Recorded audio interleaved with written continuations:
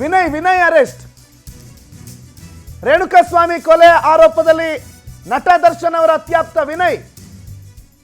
Vinay arrest ಆಗಿದ್ದಾನೆ. ನಟ ದರ್ಶನ್ ಅವರ ಅತ್ಯಾಪ್ತ ಇದೇ ವಿನಯ್ ಶೆಡ್ ಅಲ್ಲೇ ಈತನ ಗೋಡನಲ್ಲೇ ಆತನ ಮೇಲೆ ನಿರಂತರವಾಗಿ 24 ಗಂಟೆ ಹಲ್ಲೆ ಮಾಡಿದ್ರು. ಬೆಂಗಳೂರಿನ RR ನಗರದಲ್ಲಿರುವಂತಹ ವಿನಯ್ನ ಕಾರ್ ಶೆಡ್ ನಲ್ಲೇ ಈ ಹಲ್ಲೆ ಆಗಿದ್ದು. ಜೂನ್ 8ನೇ ತಾರೀಕು ಕಾರ್ ಶೆಡ್ ಅಲ್ಲಿ ಹಲ್ಲೆ ಆಗಿದ್ದು. ಈಗ ಈ ಹಲ್ಲೆಯ ಹಿನ್ನೆಲೆಯಲ್ಲಿ ವಿನಯನ್ನ ಕೂಡ ಅರೆಸ್ಟ್ ಮಾಡಿದ್ದಾರೆ.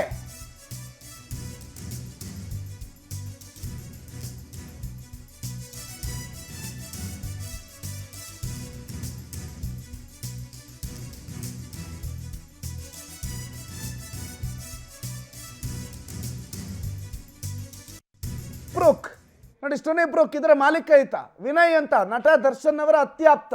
ಈತನದ್ದೇ ಗೋಡೌನಲ್ಲಿ ಆ ರೇಣುಕಾಸ್ವಾಮಿ ಅನ್ನೋನ್ನ ಕರ್ಕೊಂಡ್ಬಂದು ಅವರನ್ನ 24 ಗಂಟೆ ಸತತವಾಗಿ ಹಲ್ಲೆ ಮಾಡಿದ್ದು, ಕೊಲೆ ಮಾಡಿದ್ದು ಇವನದ್ದೇ ಗೋಡೌನಲ್ಲಿ.